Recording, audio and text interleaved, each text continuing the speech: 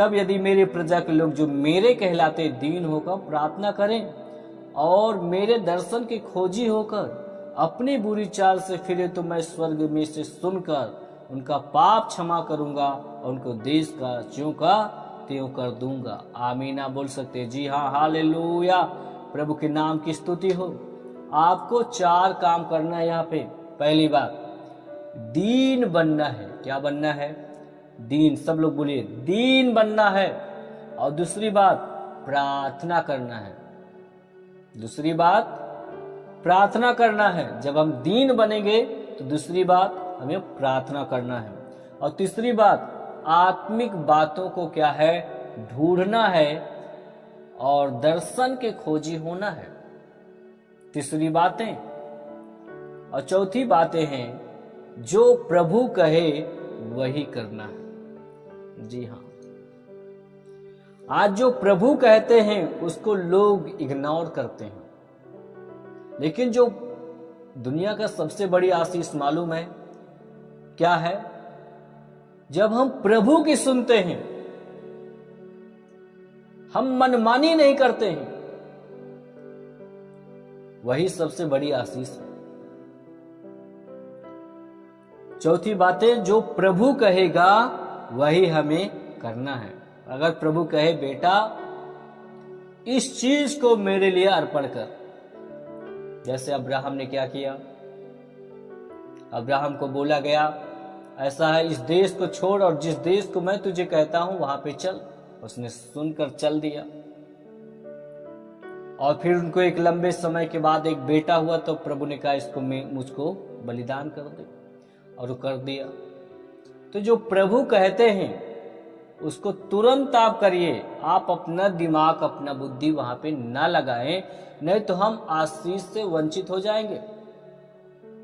जो प्रभु हमें देने वाला होता वो नहीं मिल पाएगा। मेरे प्रिय, हम प्रभु के साथ में संगति कर रहे हैं तो हमारी परख भी होती है। इस बात को याद रख लीजिएगा। तो आपको क्या है? बुरे मार्ग से फिरना है तो पाप को क्या है? छोड़ना पड़ेगा। बुरे मार्ग से हमें फिरना है, वहां से लौटना है, पश्चाताप करना है, तो हमें पाप को क्या है? छोड़ना है। तब परमेश्वर हमें 3 आशीषें देगा। कितनी आशीषें?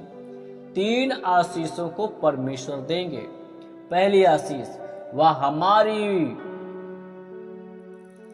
स्वर्ग से सुनेगा। वह हमारी प्रार्थना को उस स्वर्ग से क्या है? सुनेगा। जी हां, सुनेगा। मात्र सही प्रार्थना यदि हो तो, सही हो प्रार्थना तब वो सुनेगा। और दूसरी बातें क्या है? वह हमारे पाप को क्या करेगा? क्षमा करेगा। तो क्या करेगा? क्षमा करेगा।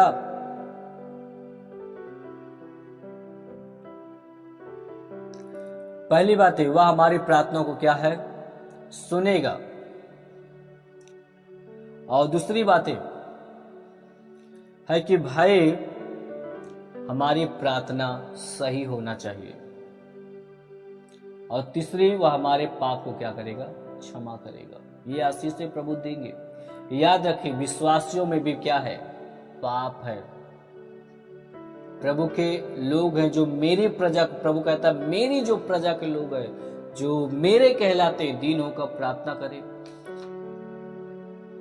और अपनी बुरी चाल से फिरे, तो मैं स्वर्ग से उनके और मेरे दर्शन की खोजी होकर अपनी बुरी चाल से फिरे, तो मैं स्वर्ग से सुनकर उनका पाप क्षमा करूंगा, देश को ज्यों का त्यों कर दूंगा। तो विश्वासियों में भी क्या है? पाप है। अगर हम प्रभु के लोग हैं, बेटे बेटियां हैं, फिर भी कहीं न कहीं पाप है, कहीं कोई न कोई गुनाह है। प्रभु हमसे आज बातें कर रहा है। वो कह रहा है, पहला घमंड का पाप, दूसरा लालच का पाप, तीसरा गुस्से का पाप और चौथा झूठ का पाप। सब पाप यीशु के लहू के द्वारा धुल जाना चाहिए। यीशु मसीह ने क्या कहते हैं? कि यदि तू अपने अपराधों को मान ले और उसको छोड़ दे, तो जो मेरा जो लहू है, यीशु मसीह कहते हैं मेरा जो लहू है वो तुझे पाक व पवित्र करेगा, शुद्ध करेगा। यस, जब हम पश्चाताप करते हैं, उन पाप उन गुनाहों को हम छोड़ देते हैं, तो यीशु मसीह का लहू हमें पाक व पवित्र कर देता है, शुद्ध कर देता है। परमेश्वर इन सारे पापों को क्या करेगा? घमंड के पाप को, लालच के पाप को, गुस्से के पाप को, झूठ के पाप को प्रभु क्या करेगा? खत्म कर देंगे। जब हम उसकी सुनेंगे, उसके साथ में संगति करेंगे और हमारे देश का ज्यों का त्यों कर देगा। इन सारे पापों को खत्म करेगा और हमारे देश का ज्यों का त्यों कर देगा। अंग्रेजी अनुवाद में लिखा है, परमेश्वर हमारे देश को चंगा कर देगा। यस, आमीन, हालेलुया।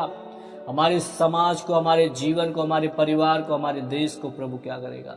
चंगा कर देगा।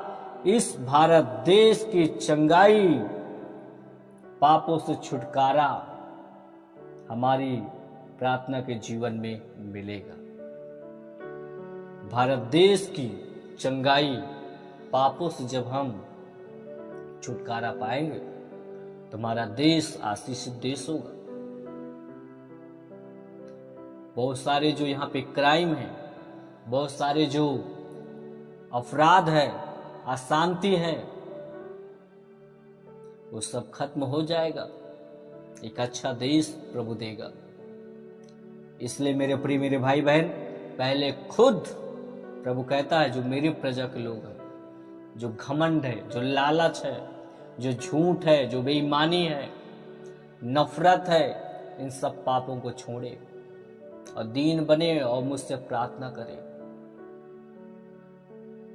और लोगों को प्रभु नहीं कह रहा है, परमेश्वर ये जिम्मेवारी दे रहा है अपने लोगों को कि बेटा बेटी मन फिरा लो और प्रार्थना करो, मैं तुम्हारे देश को चंगा कर दूंगा, मैं तुम्हारे देश को आशीष दूंगा।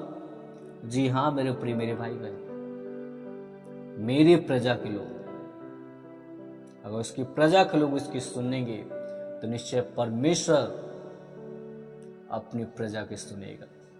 जब प्रजा परमेश्वर की नहीं सुनेगा तो परमेश्वर भी प्रजा की नहीं सुनेगा। जब आप परमेश्वर की नहीं सुनेंगे तो परमेश्वर आपकी भी नहीं सुनेगा। ये बहुत जरूरी है। सुनना एक बहुत बड़ी आशीष है। इसलिए आज से हमेशा परमेश्वर को सुनो और उसके अनुसार चलो। परमेश्वर सब कुछ बदलेगा।